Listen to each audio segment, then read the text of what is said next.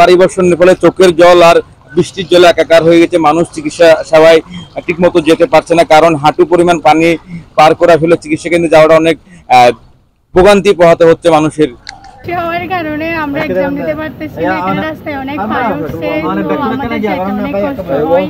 হচ্ছিল আপনার এই জায়গা পর্যন্ত অনেক পানি আছে এখন আল্লাহর রহমতে। ঘরের পানিগুলো অল্প আর কি, বেশি উঠলে অল্প স্বল্প উঠছে আর কি।